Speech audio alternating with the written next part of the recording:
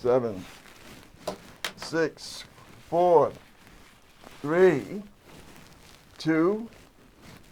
How's everyone doing today? This is Bob Gumbs with the Concerned Forum, and we're going to talk today about how we feel, about what's wrong, maybe why the disaster that happened last month happened, who's responsible, and also what are some concrete things that we can begin to do to try and bring America back on course. And today I have the eminent educator, writer, former military man, activist, and the list goes on and on, Mr. David Straham. But before we get into that, I have something that I feel I need to get off my chest. You know, I'm a Democrat.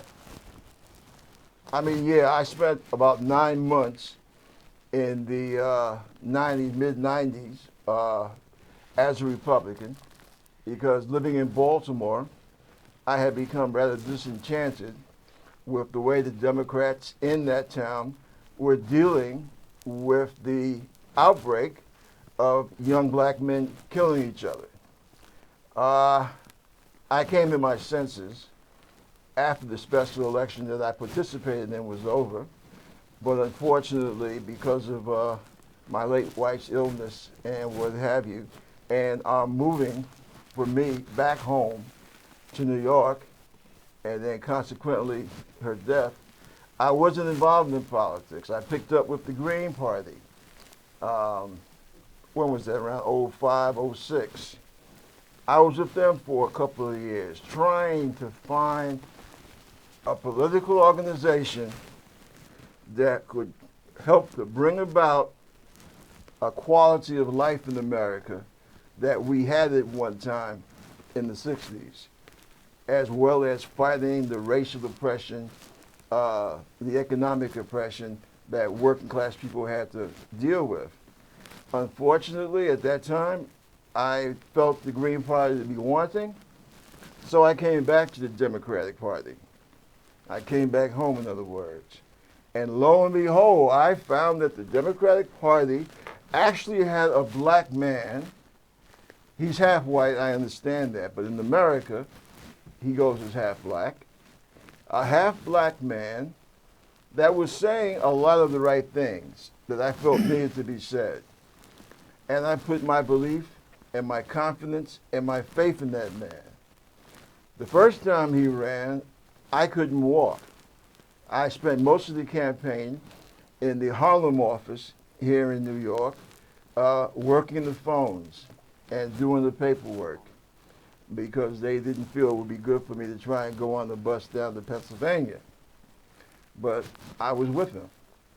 When he ran the second time, I was able to walk by then, thanks to a surgical operation, not at the Veterans Administration, but at Columbia Presbyterian Hospital, that enabled me to be able to stand on my own 2 feet again. And I stood for him, I walked for him. I spent, I say about half the month of October in Ohio campaigning for him. Well, I want to say something today, and it might upset some people. President Obama, you let me down. You let progressives in this country down. You let progressives across around the world, in the Western world, I should say. You let them down. Right now, we have Native Americans, people who are here on the land before anybody else, and they're being beaten, they're being shot at, they're being water hosed, and we hear nothing from you. Why are they doing this? Because big oil wants to run filthy oil pipes through their sacred land. You talk about religion so much. You were the one of the main ones in the Democratic Party that tried to knock down the wall that Thomas Jefferson put up between church and state. Where is your theology now? People are fighting to keep big oil, big corporations from running through the graveyards of their forefathers. Now, I don't understand why you have not, as of yet, come out and said, hey, there's a particular term when you declare a building or a piece of land an historical site, the same way that they did for the in Virginia for the area of Bull Run, because that's part of our history. And that was the right thing to do. Doing that where those people live, doing that where those people are trying to fight to keep the land of their forefathers from being desecrated after all that has happened to them, Mr. President, that's the least that you can have this nation do. Why aren't you out there fighting for that? Also, I come to realize when we had the Occupy movement here in New York City, you were the main one that was responsible for militarizing or having the militarized NYPD basically chase us out of there. I say us because I spent some time out there freezing my tail off with those other people as well. And I'm trying, I can't square this anymore. I can't square this circle anymore. You claim that you were a good and decent man, and we see you as a good and decent man. But yet you let all these bad things happen. And I'm going to tell you, Mr. President, before I knock this table over, we never expected you to win every fight. But we expected you to fight. And now we're wondering, why is it that you didn't bother to fight? The person that was just elected to the White House, this guy says that he wants to cut up, close out, kick out your Obamacare. Well, it may have helped a few people. But come on, for real. Mr. President, you know that thing is a piece of junk. It was something warmed over from the Heritage Foundation, which is, once we see that, that's already suspect. And the thing that we've been saying, why is it? Explain to us, why is it, Mr. President, we're the most powerful, most richest nation in the history of the planet, and yet I get better health care in Germany, in France, or in Sweden than I can get here? And please don't tell me about the miracle doctors and the technology that we have here in the United States, because it doesn't mean a damn thing if people cannot afford to be able to use it. And you know that. And see, that's what hurts me and a lot of other people who believe in you. The fact is that we know you're an intelligent man. We know that at one time you were a humane person. What happened to you? It's like you out in the streets, you left this hanging, baby. Why? I don't know. I don't understand. 100 years from now, they'll look in the books and it will say Barack Obama, first black president. Okay, then what? You had the chance to be another FDR, and instead, you gave a very bad imitation of a George Bush Jr. And it's so sad. And you basically opened the gateway for Donald Trump with that extra addendum, what is it, the Defense Act, where the president can command military people to go and arrest within the United States to make arrest. This is like martial law on steroids. I served in the military, and I think that what you did, that's a bad move, to put it simply. We had posse comitatus in this country for almost 200 years, actually a little over 200 years. And what you have done, you have basically left us at the mercy of a madman. And in here, it's. I was listening to some of the talk today about the things that you did, or you have done, and the things that you didn't do. And it's so wrong, Barack. It's so wrong. And we believe in you. And one other thing, as a Democrat, we have a situation now where we have Hillary Clinton and Nancy Pelosi as the head of the Democrats in the House. And I just want to say that I was a Bernie Sanders supporter. I still am. And I think that he was done wrong by the DNC. He was done wrong by the Democratic Party. He was done wrong by you. We know your off-the-cuff remarks that you made about Bernie and about us progressives. But we swallowed that. I was one of those that swallowed that. And when the DNC had it engineered, working with black elected officials and black preachers to shove Hillary down our throats, I went on ahead and I swallowed. Because having been in the military and having the positions that I held when I was in the military, with the top secret and all that, the idea of Donald Trump being in the spaces where I worked, it was too scary for me not to vote for Hillary. But a lot of people who don't have my experience, they did. And when I say did, what they did is they stayed home because they wouldn't swallow Hillary. And now you have Nancy Pelosi. So basically, we still have the same team. We're getting our asses kicked left and right. And yet, the elite of the Democratic Party still insists upon doing the same damn thing. And that's insanity. It truly is. Mr. President, I'm sorry for you. I really am. I mean, you're always going to be, you're a hell of a lot smarter than I am. And you're a much better speaker.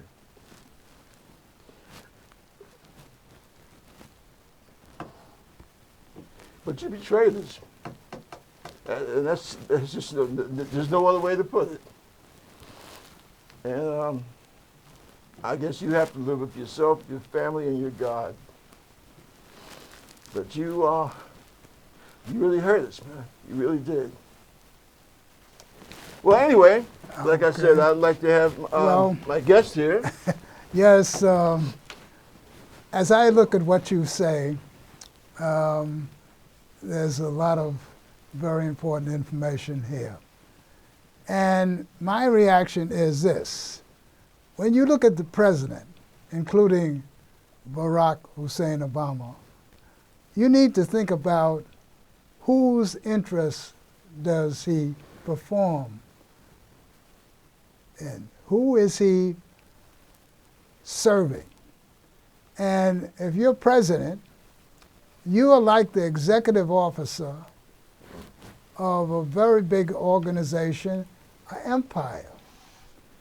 And at the top of this empire, you have oligarchs and plutocrats, and you are the executive officer that puts into policies the things that they want.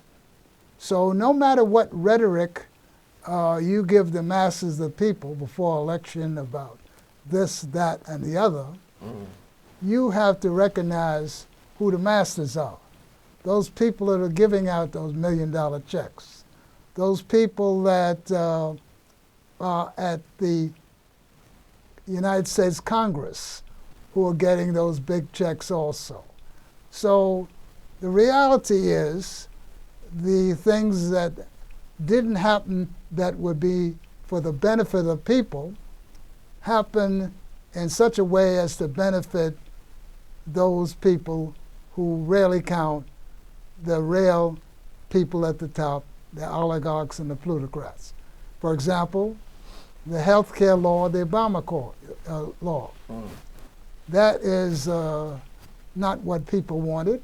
The mass of people here don't want that. They want a single-payer system that covers everyone, and it would be a lot less expensive, maybe a third or more less expensive than the money we spend now.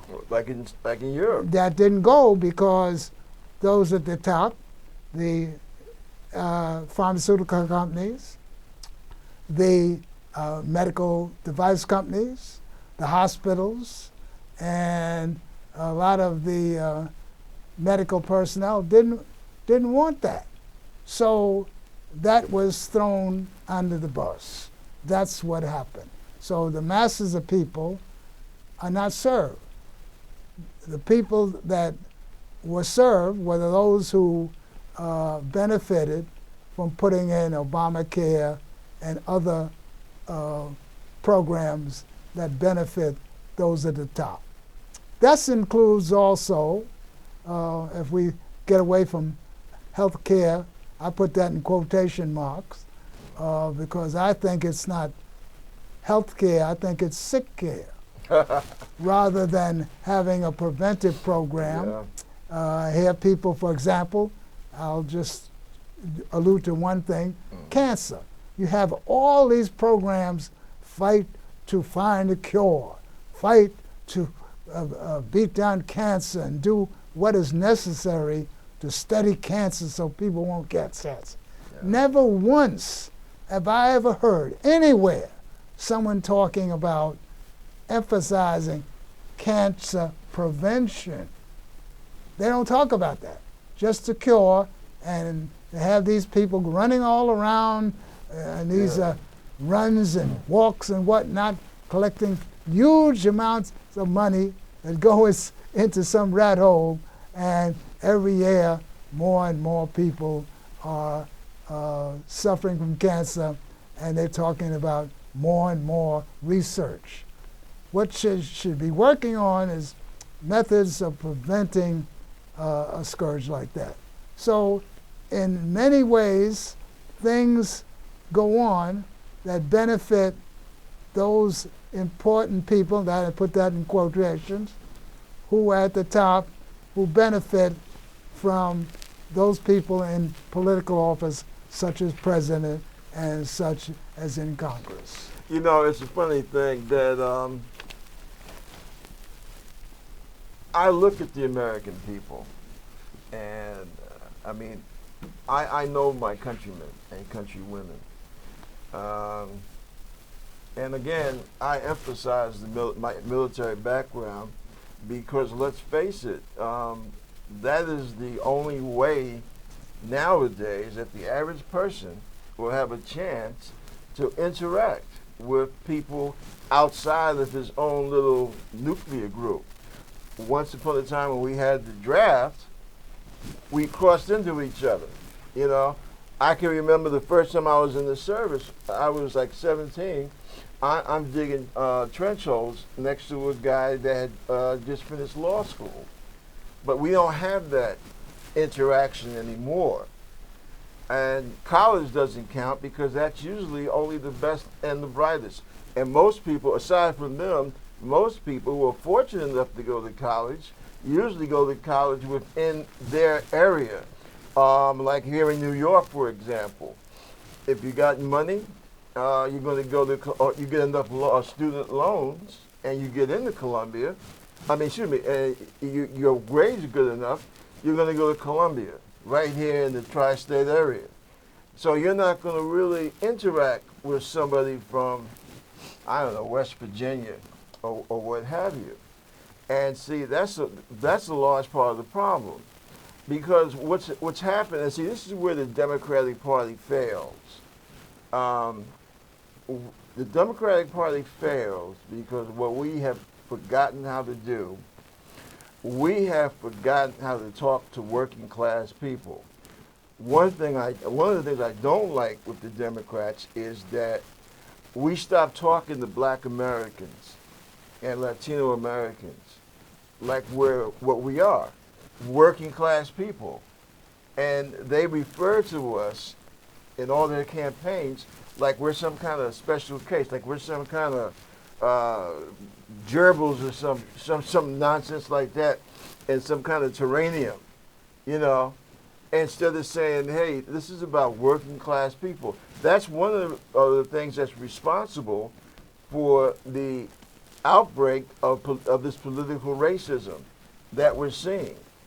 because what they've done, they have moved us into a separate category instead of saying, well, hey, Bob Gumbs is a black guy, he's a vet, he's a working class kid. He worked his way through college by, mostly through the military, and, just like anybody else. But see, when you make people some kind of like some kind of toy or something like some kind of special thing, then you're sending the wrong message to the rest of the damn country, and that's one of the things that I don't like about the direction of this Democratic Party. As I see it, these two major parties, the Republican Party and the Democrat Party. Both of these parties don't care anything about the masses of people. They are capitalist parties run by a certain group of people in the finance industry, the banking, the investment banking, real estate, major corporate manufacturers. They are at the commanding heights of this party, and you can't serve two masters.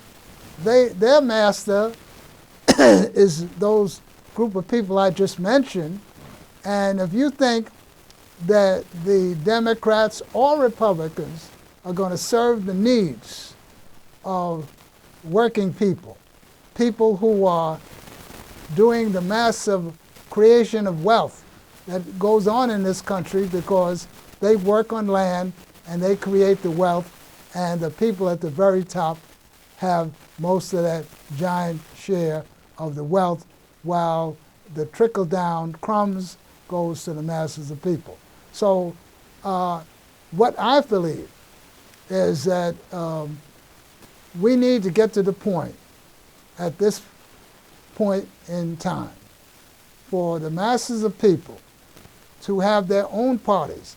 There's no place in the Democrat or Republican Party for the masses of people. These are parties that are run by the ruling class, by the capitalist class, and that's their party. So you don't need to be in that party. You need to be in a party that serves your interests, and most people don't have that party that serves their interests. I want to say something about the military. I was an officer in the military, and when I was young, I thought this was a wonderful thing to do, to go and serve in the military. I'm seeing it a lot differently now. With the end of any kind of draft, what is happening is that the poorer classes of people, the people at the bottom or near the bottom, those are the people that they want to get into the military to use as cannon fodder for imperialist wars all over the place. Those are the people they want to send to Afghanistan, Iraq, and Syria, or other places they're going to attack. The point is, the middle classes, the people just above the poverty of half the people in the country, they don't want their children going in the military, in the Marine Corps and the Army and Navy and so forth. So there's no draft for them. So people who are at the poor end of the spectrum, those are the people who are attracted to the military, and they're taken in and they become the cannon fodder by the ruling class, whose children never go in the military, or near never, and that is what's going on. Well, see, okay, you got to be careful with that, and let me explain to you why. Number one, our vice president, our new vice president. Yes, I know about that. There are some, but that's not I know, the that's masses of people or poor people that are going in the military. Okay, let me make the point that we have that situation. Now, that situation does exist. And this, I believe, is another example of the failure of the Democratic Party to basically make this country one. Now, when people talk about basically the both parties being alike, Now, I'll tell you, quite frankly, I agree with that and I disagree with that because I've seen both examples. I've seen, for example, in states, especially in the South, where if you have a Republican governor and a predominantly Republican legislature, women's rights go right down the toilet. When you have a Democratic governor and he has at least a halfway Democratic state house, then I've seen women's rights much more respected. Okay, I just throw that up there as an example. Now, the bad side is this, and I'll tell you something. This is why a lot of rank and file Democrats, like myself, are kind of hostile towards Hillary Clinton and Bill Clinton, quite frankly, because they are the ones that are seen, and like, it's true. You know, they are the ones that brought Wall Street into the Democratic Party, and so therefore you have a situation where your elites and many times elected officials, you know, they return the phone calls of these donors. And that's the problem. That's the problem with the Democratic Party. They lack the willpower to stand up to the donor class. Now, in the House, you had a young Democrat congressman from Ohio. He wanted to take over the head spot from Nancy Pelosi. He was voted down, unfortunately. And see, that's something that we need to take a look at, because it makes no sense if the Democratic Party is going to keep doing the same thing. It makes no sense to keep sending those same people there. Now, my working class white brothers and sisters that thought that they had a winner with Donald Trump, the only thing that they've managed to do is to give vent to their anger. And this election that we've had this year should be called the election of anger. Because what people did, unfortunately, they went into that voting booth, they vented, and they fell for the line of bullshit. Yeah, I can say bullshit here. This is my show. I said bullshit. The line of bullshit that Trump handed them. Oh, well, it's the fault. And by the way, there are not a huge amount, but a much more than should be amount of black and Latino folks that also fell for that bullshit. This idea that our problems with America are illegal immigrants. Horseshit. Okay? The president-elect's wife, we now know, for all practical intents and purposes, was an illegal immigrant. But her skin wasn't dark, so that's acceptable. We also know that the problems with this country have absolutely nothing to do with people getting loans for college. Okay? But you listen to Trump, and he spewed out all this hatred, all this vitriol, all this anger. And people fell for that crap, which to me I find absolutely amazing. I can understand it to a point, but you still have to you have to basically see things for what they are. Now you look at the people that he's appointing, and basically it's a bunch of deadhead Republicans. We've already had that. And as everyone is saying, he didn't drain the swamp. He just poured more crap into it. And then when these same working class white people are seeing benefits cuts, you got some states now talking about private retirement income banks, facilities. In other words, they're trying to mess with Social Security. Now, what are you going to do? Are you going to turn around and you're going to blame me, the black guy, for that? Or are you going to blame Mr. Rodriguez, who you suspect is an illegal immigrant? Is it his fault? Hell no. But see, that's the sickness of this country. And I think it's something that people have to stand up to. Now, you made a point, Brother Strong, about finding a new party. Well, see, here goes the problem, and I have to be honest. And having been a member of the Green Party, I can tell you, it ain't them.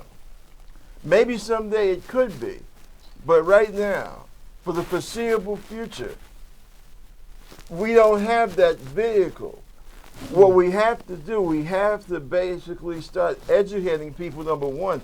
And number two, Americans are going to have to start showing some kind. That's where you talk about personal responsibility, because you're going to have to start opening up your mind. Let's start educating them right now. All right? Let's go to the point that you cannot change a fox into a bunny rabbit. And you're dealing with two foxes, a Republican fox and a Democratic fox. And no matter what you say about changing these two capitalist parties, and capitalism certainly doesn't go with democracy, you're not going to change them one bit. All is going to happen if you deal with these parties and think that you can change them, if you're in the masses that live in this country, is that if they have to, they will do something to placate you for a little while, like Roosevelt did with Social Security and the things at that crisis point in history. That's all that will happen. And if it really gets bad, they might give you some palliative care. So Republicans and Democrats won't get you anywhere. You can't be a worker and believe in democracy, and as far as I'm concerned, and be with the Republican Democrat Party. That's impossible, because the only reason that people who are capitalists have for functioning is to make profit for themselves, not to create jobs for anyone. When you hear Hillary and Trump talking about creating jobs, capitalism is not about creating jobs. Capitalism is about making profit. So if they can eliminate jobs by robots or any other means or taking them overseas, that's what they're going to do. And the idea that you mix capitalism with democracy is just absurd, because democracy involves a number of things. I printed out some things that I think are important for people to hear. All right, democracy, a system of government in which people vote in elections to choose the people who will govern them. All right, that sounds nice, but the people who you vote for are selected by those people at the top.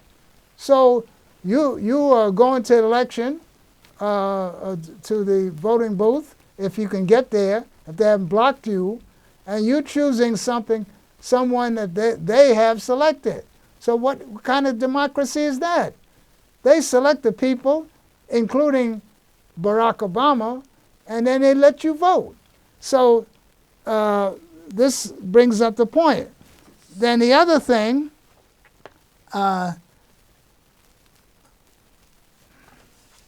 is democratic. Democratic, based on the principle that all people are equal and should be able to share in making decisions. Oh, that's not here. No, all people are not making decisions. You are allowed to vote for the people they select, and then you vote on them. All right? So I think that's important for us to look at. And when you look at it from when you say democratic, this is from Macmillan Dictionary, representing or pairing to or adapted for the benefit of the people at large. Now, when since capitalist parties trying to do things for the benefit of people at large? People have got to get this. There's no future in that. You may not like any of the small third parties that are now, but you've got to get out of that Republican and Democrat party. These unions, the few unions that are left that they haven't destroyed, shifting hundreds of millions of dollars over to Democrats, people who have not the interests of those union members and workers at large. Okay, we now- got to do something different. Now, David, I don't disagree with everything that you said. But see, here goes the problem. This is the problem that we have in this country. It's one of a mindset. And this is why I say that, you present straightforward, clear solutions. Unfortunately, this is not Sweden. This is not Norway.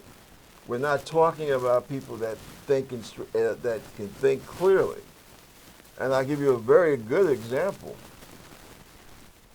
For the longest time now, it's a Thinking rule. clearly is the last thing the ruling class wants you to do. Well, see, here goes It's the last thing. This is what I'm saying. Now, here goes the problem. Well, I should say, here's an example. And again, not to attack any particular group, but just call it like it is. Factually, white working class folks in particular in the South have a tendency, as we saw in this past election, they have a tendency to vote against their own interests because somebody can come with a big cardboard picture of a naked lady and by a church, for example, right? And they'll freak out and they'll say, well, yeah, candidate A doesn't believe in the creation story. So right away, they're going to vote for this jackass over here who gets more from the, and something else that needs to be looked at, gets more from the lobbyists for the corporations than he gets in his paycheck for being in Congress. Right. I want to respond to that. First of all, if you're going to function as a rational person, you have to understand the enemy. That's number one. In military science, you need to know who the enemy is. I agree. And what happens here is those people that rule, that fraction of 1% that rule, want to keep people ignorant and misinformed. You go to school, everything is designed to maintain the status quo in their favor.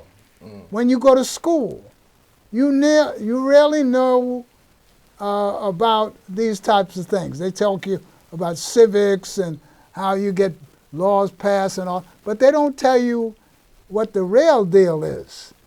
And the point is, they don't want you to know that, because how could you control being under 1% of the people in the country, 99%, if you did not do these things? So when you say that people vote against their own interests and whatnot, people do that all the time.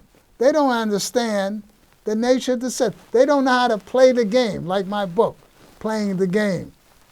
Okay. Even though I don't talk about the politics in there, but if you don't know how the game is played, people are being gamed. Gamed, that's what goes on in the country. I think honestly, look it up in a dictionary, being right. gamed. I think honestly that sometimes, you go out and you court destruction, and eventually that's what you get. Now, these people, many of these people, they have been told, yeah, well, you're voting for this person, you're voting for somebody that's going to mess up your Social Security, take your tax money and spend it on needless wars in the Middle East, and they will go and they will vote for this person anyway. Because, God forbid, if the person is not a regular churchgoer. for example. And, you know, can lose elections behind something Well- as stupid as that. Well, you see, Happens throughout the South. well, first of all, they really keep information away from people that is accurate. The journalists that I see sometimes, even reading the New York Times, I can't believe the, Yeah, the that's ignorance true. is in there. That is true. And if you don't know how to read the paper, you don't understand the nature of the system. A lot of Americans can hardly read. That's it. They're functionally illiterate. I don't care what kind of job they have. And I want to speak about this thing about race. I think it's important to get this information out. Oh yeah. First of all, there's no scientific basis for this concept of race. Any scientist will tell you that. I know. Yes, but a lot of people don't know that. And then the other thing is that the ruling class, in its job of controlling the people and making profit for itself, has to work out strategies to do one thing that is the chief thing that is done, especially in this country, called divide and conquer. And one of the big techniques is developing a concept of race where you play people against each other by giving one crumb to one group and 2 crumbs to another, and demonizing some, scapegoating some. And that is the way you control people when you are a small minority and you can control a huge number of people. Well, David, in politics, that's what they call the social issues. Yeah, Those are the social yes. issues. Now, you mentioned Sweden and Norway and various Scandinavian countries. Now, they have capitalism out there, but they don't have the luxury of having all these black people that you got here, so they can play people as well against each other. Now, with these immigrants come out there, they might try it.